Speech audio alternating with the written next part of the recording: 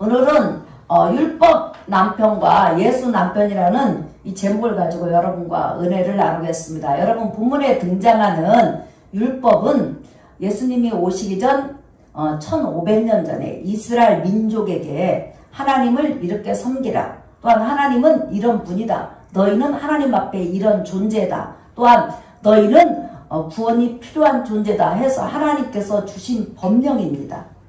쉽게 말하면 우리나라 헌법하고 비슷한 그런 그 법령이에요. 우리 대한민국에 태어나면 내가 태어나기 전부터 계속 헌법이 위에 우리를 지배하고 있잖아요. 마찬가지로 이스라엘 백성에게는 이렇게 율법이 주어졌습니다. 그런데 율법은 여러 가지 기능이 있어요. 그런데 오늘 본문에는 바로 정죄하는 기능, 심판하는 기능, 비판하는 기능인 율법에 대해서 지금 말을 하고 있어요. 율법에는 정죄하는 기능도 있고, 죄를 깨닫게 하는 기능도 있고, 예수님을 알려주는 기능도 있고, 하나님의 백성이 옳게 살아가는 방법을 알려주는 그런 기능이 있어요. 그런데 오늘 본문에 보면은 특별히 여러분의 죄를 깨닫게 할 뿐만 아니라 그 죄에 대해서 강력하게 너 이런 죄 졌어, 이런 죄 졌어, 이런 죄 졌어. 그러니까 벌받아야 돼. 너 벌받아야 돼. 심판받아야 돼. 너 귀 잘려야 돼. 너 눈 빼야 돼. 너 입 잘려야 돼. 이렇게 정죄와 심판하는 기능을 가지고 있습니다. 근데 오늘 7장 1절에서부터 4절까지는 율법의 많은 기능 중에서 정죄하고 심판하고 죽이는 기능, 무서운 기능에 대해서 말을 하고 있죠. 여러분, 우리 아버지는요, 마치 율법의 많은 기능 중에서 정죄하고 심판하고 비판하는 그런 기능을 가진 그런 무서운 아버지였어요. 저희는요, 어렸을 때 칠형제가 이렇게 이제 오손도손 아버지 어머니 밑에서 이렇게 자랐는데요. 엄마는 한없이 착하셨어요. 엄마는 굉장히 너그러웠어요. 그런데 우리 아버지는 아침부터 저녁까지 무서웠어요. 그래서 우리에게 자유, 우리에게 쉼이 있는 것은 아버지가 어느 날 외출하는 거예요. 어쨌든 간에 우리 아버지가 아침 일찍 나가가지고 저녁 늦게 들어오면 그게 우리에게 자유인 거예요. 그리고 늘 보는 것이 뭐냐면 우리 아버지는 엄마를 때렸어요. 그거 왜 때렸냐? 여러분, 7명의 형제들이 사니까 전부 다 잘못들이 있잖아요. 그러면 일단은 그 잘못한 자식을 우리 아버지는 무조건 밖에 나갔다 오면 무엇을 잘못했는지 그걸 이제 조사를 하는 거예요. 청소부터 시작해서. 그러면 걸려들지 않는 것이 없어요. 어떤 형제든지 걸려들게 되어 있어요. 그리고 이제 만약에 식사시간이다. 주로 식사시간이잖아요. 그러면 여러분이 아시다시피 연세 드신 분들 있지만 이렇게 식사시간이 있으면 같이 밥을 먹잖아요. 그러면 이제 밥상이 그때는 클 때예요. 그러면 그 한 밥상에서 이렇게 밥을 먹는데 만약에 밥을 먹다가 젓가락을 떨어뜨린다든지 숟가락을 떨어뜨린다든지 밥알을 흘린다든지 밥을 먹다가 기침을 한다든지 짭짭짭 이렇게 소리를 낸다든지 하면 곧바로 깃방망이를 때렸어요. 그렇지 않으면 숟가락으로 때리든지 뭐 젓가락으로 때리든지 욕을 하면서 때렸어요. 그러니까 어쨌든 저희들은 아버지하고 밥 먹는 것이 진짜 너무 두려웠어요. 두렵고 무섭고, 그 다음에 우리로 인해서 네가 왜 자식을 그따위로 가리켰냐 하면서 엄마를 때렸어요. 그러니까 저희 아버지가 밖에 나가가지고 돌아올 시간에 꼭 술을 드시고 오셨거든요. 그러면 술이 깰 때까지 엄마를 때리든지 우리를 때리든지 우리를 모아놓고 이제 연설을 시작하면 여러분 나이가 어리니까 뭐 4살짜리도 있고 7살짜리도 있으면 그 연설 듣다가 자잖아요. 훈계를 듣다가 자잖아요. 그러면 잔다고 때리고 코 올린다고 때리고 저희 어렸을 때는 보면요. 양쪽 코에서 항상 누런 코가 나왔어요. 예. 그러면 누런 코 나온다고 막 어쨌든 간에 저희 아버지는 늘 그렇게 이제 저희들에게 이렇게 엄하게 했어요. 그래서 아버지가 이렇게 나갔다가 돌아올 시간이면 어떻게 해서든지 저희들이 빨리 밥을 먹고 자는 척을 한다든지 그렇지 않으면 밖에 나가서 숨어 있었어요. 그러면 이제 저희 아버지가 술 드시고 이제 애들이 안 보이잖아요. 그렇게 애들이 안 보이면 엄마만 뭐라고 하는 거예요. 네가 자식을 어떻게 가르쳤가니 이 시간이 되도록 안 돌아오냐 어쩌냐 하면서 엄마를 야단치고는 그 다음에 이제 술이 취해서 사람을 보고 깨지 않으니까 말을 하면 이제 술이 깨잖아요. 근데 계속 말을 하지 않으니까 엄마만 야단치다가 어머니가 계속 일하는 척 피해 다니면 그때 아버지는 골아 떨어져서 주무시는 거예요. 그러면 그때 7명의 형제들이 와가지고 각 방에서 그때는 방이 뭐 하나 또 2개밖에 더 있어요. 그러면 그 밑에서 잠을 잤어요. 그러니까 항상 우리는 평생 소원이 뭐냐면 아버지하고 밥을 같이 안 먹는 거. 아버지 얼굴을 마주치지 않는 거. 예. 그리고 뭐 운동의 날이 됐건 뭐가 됐건 만약에 달리기를 했다 그러면 여러분 달리기 전부 다 1등 하는 건 아니잖아요. 2등을 했다든지 학교 공부에서 성적표가 2등으로 나왔다면 그날은 죽는 날이에요. 그러니까 항상 우리 아버지 얼굴은요 화가 나 있었어요. 그럼 여러분 얼마나 무섭겠어요. 마찬가지로 오늘 본문에 보면 7장 1절부터 한번 여러분 읽어보겠어요. 형제들아 내가 법 아는 자들에게 말하노니 너희는 그 법이 사람이 살 동안만 그를 주관하는 줄 알지 못하느냐. 시작. 남편 있는 여인이 그 남편 생전에는 법으로 그에게 매인 바 되나 만일 그 남편이 죽으면 남편의 법에서 벗어나느니라. 자, 이게 무슨 말이냐면 남자와 여자의 결혼관계를 지금 말하고 있어요. 남자와 여자가 결혼을 하잖아요. 여기서는 법이든 율법을 가리키는 게 아니라 세상적인 결혼법. 남자와 여자가 결혼하잖아요. 그러면 결혼을 하면 남편은 여자에게 매인바되고 여자는 남편에게 매인바되잖아요. 근데 고대 사회에서는 남편이 완전 주도권을 가지고 있고 그 부인의 생살 18건까지 가지고 있는 남편도 굉장히 많았어요. 그런데 오늘 예를 들어서 남자와 여자가 결혼했는데 저희 아버지처럼 무지무지하게 무서운 남편을 여자가 만났어요. 그럼 여러분 그 남편이 결혼한 다음부터 사람들이 볼 때는 정말 완벽한데 집안에 딱 들어오면 그때부터 부인을 볶아먹기 시작한다고 하십시다.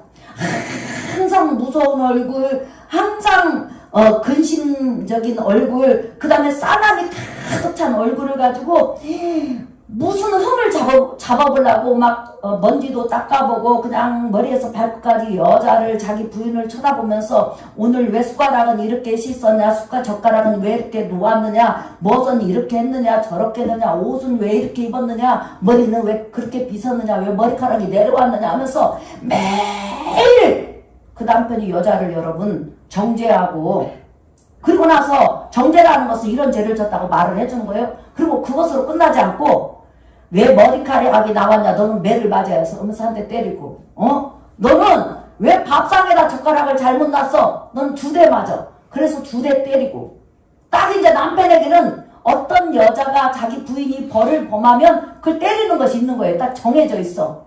예. 그러면 이 여인이 처음에는 조금 이해를 해야지 하다가 나중에는 얼마나 그 남편이 무섭겠어요. 혹시 여러분 중에서 그런 아버지 밑에서 저와 같은 아버지 밑에서 자란 사람은요 굉장히 아버지가 무섭죠. 다른 사람에게는 괜찮아요 아버지가. 근데 집안에만 들으면 저희 아버지는 항상 저희들을 바라보면서 혼낼 걸 찾았어요.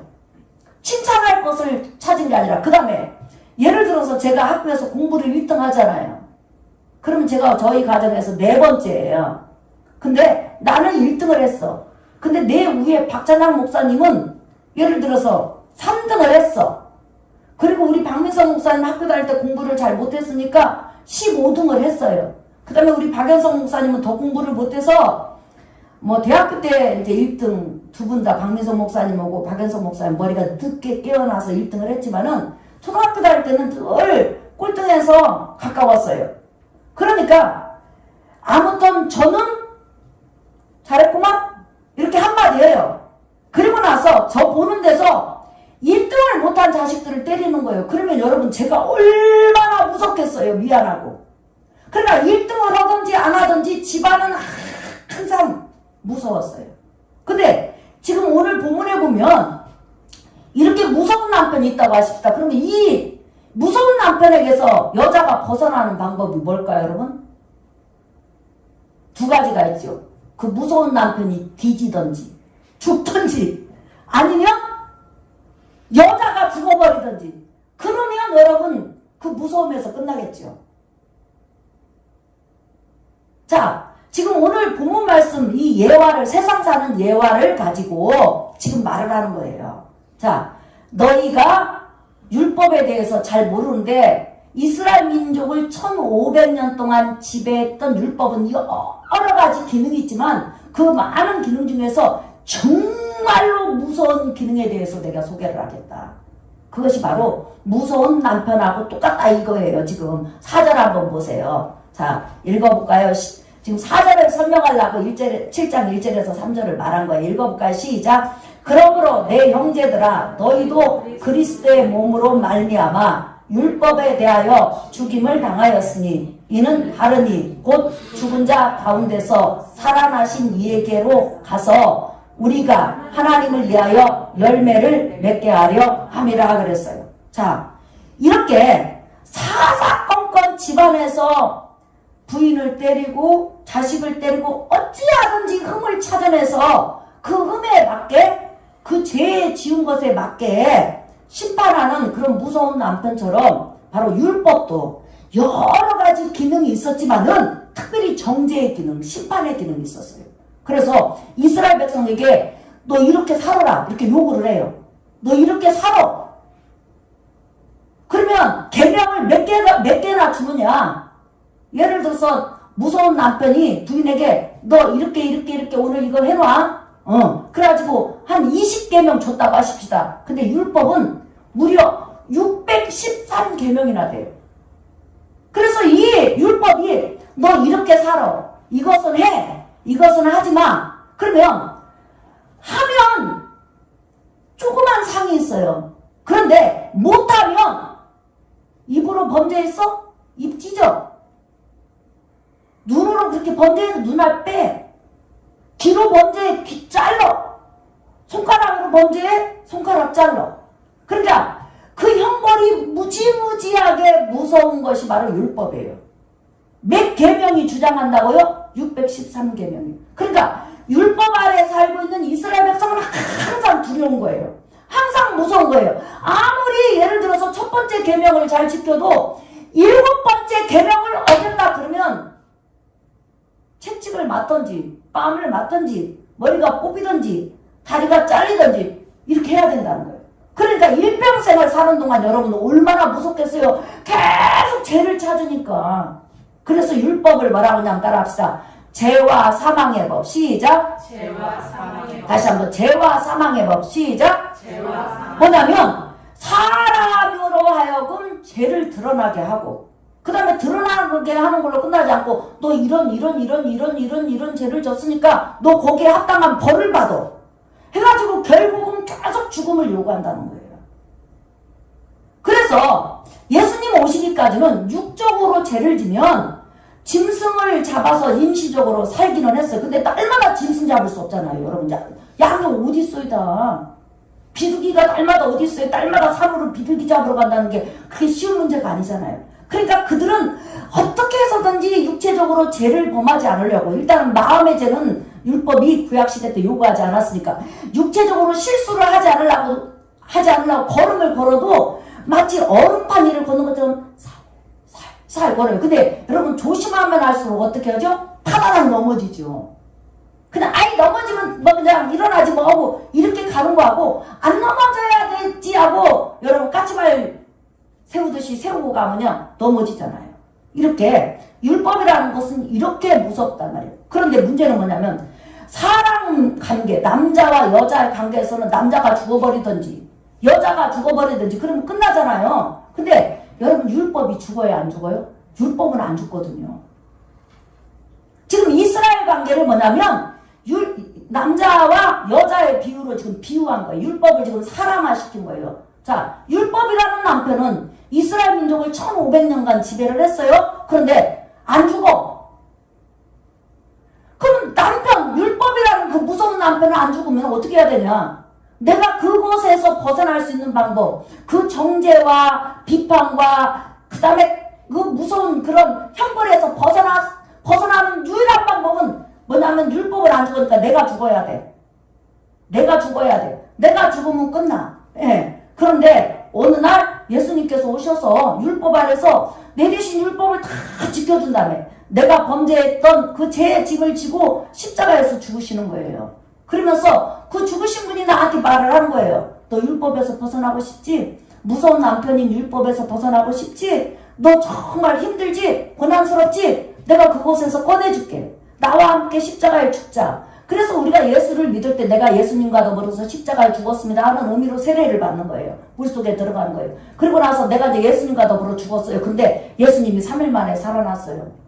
그런 다음에 죽은 나를 살리는 거예요. 그리고 나서 너 그 율법의 정죄 속에서 나와. 그 비판 속에서 나와. 그 무서움 속에서 나와가지고 나한테 오너라 해가지고 예수님이 우리에게 오라는 거예요. 그래서 예수를 믿는다는 것은 내가 율법의 정죄와 비판과 그 사망의 법에서 벗어나서 예수 안으로 들어가는 것을 의미해요. 그래서 예수 안에 딱 들어갔더니 법이 없냐? 있어요. 그럼 무슨 법이냐? 똑같은 율법이에요. 근데 중요한 건 똑같은 십계명이라는 거예요. 근데 중요한 것은 뭐냐면 옛날 율법은 못해? 벌 받아. 귀 잘라, 입 잘라, 다리 잘라, 너 형벌을 받아. 이건데 예수 안에 들어오니까 똑같은 율법인데 내가 범죄할 때마다 네가 범죄함으로 내가 죽었다. 네가 실수함으로 내가 고통당했어. 너 넘어짐으로 이미 내가 그 형벌을 다 당했어. 넘어졌느냐? 일어나. 괜찮아. 죄 지었느냐? 죄 회개하고 다시 일어나. 내가 그래서 너 때문에 죽었다면서 아무리 내가 범죄하고 넘어지고 내가 아무리 실수하고 내가 아무리 원망하고 내가 아무리 때로는 주님 마음을 아프게 해도 예수라는 남편은 항상 감싸는 거예요. 항상 궁의를 베푸는 거예요. 항상 은혜를 베푸는 거예요. 그러니까 똑같은 법 아래 있지만 하나는 죽어 이거. 너 안 돼 이러고 정죄를 하지만 하나는 괜찮아. 그럴 수 있어. 너 죄성을 가지고 있기 때문에 넘어질 수 있어. 그러니까 내가 너 때문에 이렇게 형벌당한 거 아니야. 너 잘하고 있어. 너 그런 환경에서 그렇게 믿음을 지킨다는 거 그거 쉬운 일이 아니야. 너 정말 잘하고 있어. 돈이 안 벌렸는데 아내 새끼들 생각해야지. 또 아내는 남편 생각해야지. 부모들 생각해야지. 인간 살아가는데 생각해야지.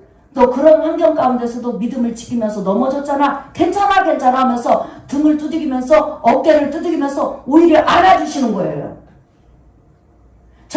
저희들 우리 아버지가 이렇게 막 술 드시고 와가지고 때리고 우리 아버지는 술을 안 드셔도 우리를 혼냈어요. 그러면 항상 우리 엄마가 저희들을 감싸줬어요.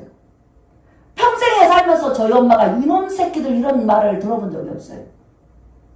그러나 우리는 아버지한테는 태어나서 이 세상에서 들을 수 있는 욕은 다 들었어요. 근데 엄마는 정반대였다는 거예요. 그러니까 엄마는 항상 따뜻하고 좋은 엄마였어요. 다만 너무 엄마가 바빴어요. 왜? 아버지가 놀고 먹는 날이 많았거든요. 술 먹는 날이 너무나 많다 보니까 엄마가 굉장히 그 삶을 책임져야 됐어요. 그러니까 자식들에게 사랑은 풍부한데 다 주지는 못했어요. 그런데 이와 마찬가지로 마치 우리 친정엄마 역할을 누가 하냐면 지금 예수님이 하시는 거예요. 그래서 여러분들은 지금 예수 그리스도 율법 아래, 예수 그리스도 법 아래, 사랑의 법 아래, 긍휼의 법 아래 있는 거 여러분 믿으시면 아멘 하십시다. 그러니까 예수님은 항상 여러분을 바라볼 때 긍휼의 눈으로 바라보는 거예요. 사랑의 눈으로 바라보는 거예요. 여러분이 신앙생활을 하다가 넘어졌어요. 근데 일어났어요. 근데 예수님이 싸늘하게 너 안 돼! 이렇게 하신 적 보셨나요? 괜찮아. 그런 연약함 때문에 내가 고통당하고 십자가에 죽었어. 괜찮아. 그래도 나 너 사랑해. 나 그래도 너 놓지 않을 거야. 놓을 수 없어. 왜? 내 심장에 박혀 있으니까. 너는 바로 내 영적으로 아내이면서 나의 사랑하는 자녀이면서 나의 친구야, 내 거야. 그러니까 내가 지킬 거야 하면서 우리 주님은 우리 영혼을, 우리의 삶을 자기 가슴속에서 놓지 않는다는 거예요. 여러분 믿으시면 아멘 하십시다. 그래서 로마서 8장에도 이렇게 나와 있잖아요. 여러분 한번 보세요. 로마서 8장 34절 시작. 누가 정죄하리요? 죽으실 뿐 아니라 다시 살아나신 이는 그리스도 예수시니 그는 하나님 우편에 계신 자요 우리를 위하여 간구하시는 자신이라. 누가 우리를 그리스도의 사랑에서 끊으리요? 환난이나 곤고나 낙계나 기근이나 적신이나 위험이나 칼이라 그랬어요. 여러분 누가 예수 안에 있는 사람을 저 사람 벌받아야 돼, 저 사람 저주받아야 돼, 저 사람 율법대로 입이 잘리든지 코가 잘리든지 날마다 채찍에 맞아야 돼. 누가 이렇게 정죄할 수 있냐는 거예요. 너 죄인이야 너는 복 받을 수 없어. 이렇게 정죄할 수 없다는 거예요. 왜? 나와 여러분은 정죄하는 기능의 율법 아래 있는 것이 아니라 예수 그리스도 안에 있어요. 사랑의 법 안에 있단 말이에요. 은혜 안에 있단 말이에요. 믿으시면 아멘 하십시다. 똑같은 법이지만 하나는 정죄하는 기능이고 하나는 죄를 깨닫게 하면서 바로 우리를 이루하고 세우고 하나님의 뜻대로 살아갈 수 있도록 인도하는 법이라는 거예요. 그러니까 기능이 다르다는 거예요. 사랑하는 성도 여러분, 설교 결론이에요. 우리는 예수 그리스도 안에 있어요. 믿으시면 아멘 하십시다. 사랑 안에 있단 말이에요.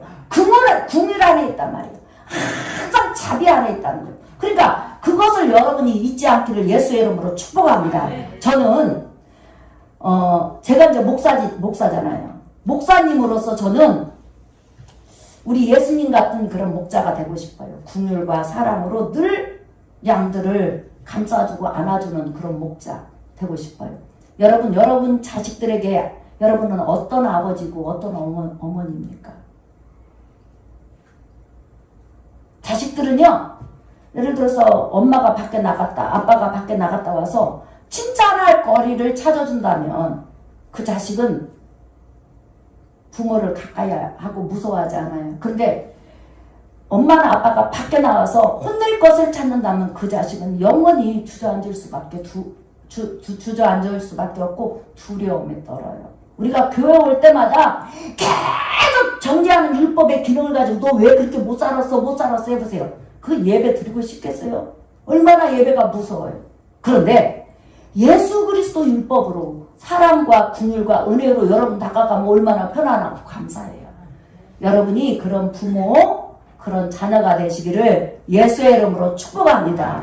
오늘 하루도 하나님께서 예수 그리스도를 통해서 여러분에게 복 주셔요. 오늘 뭐라고 해서 누가 정죄하리요?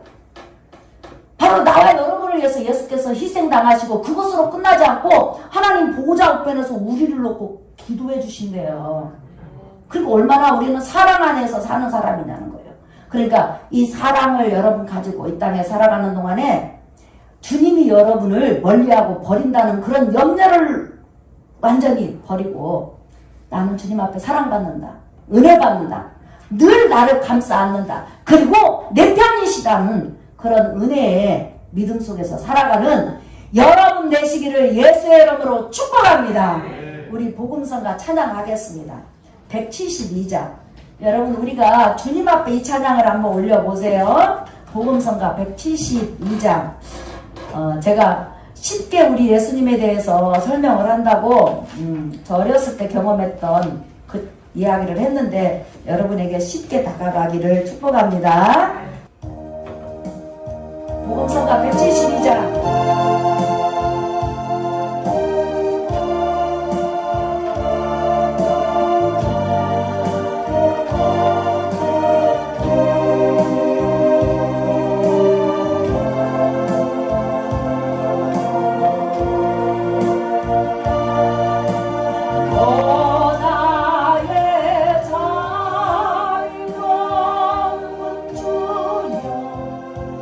나의 몸과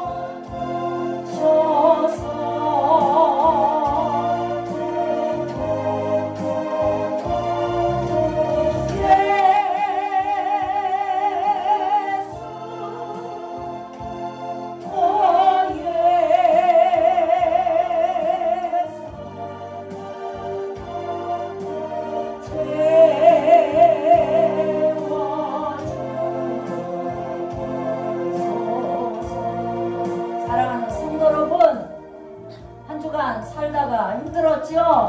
넘어지기도 했죠?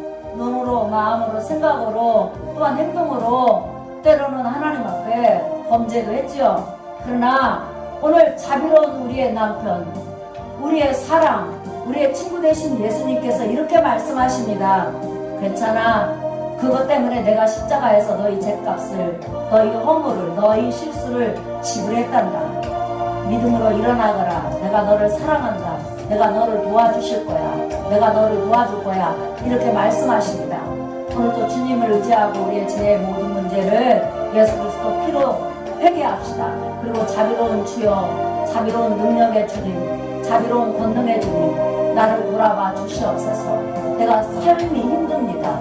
나에게 은혜를 주셔서 축복하소서, 역사하소서. 우리 이 시간 주여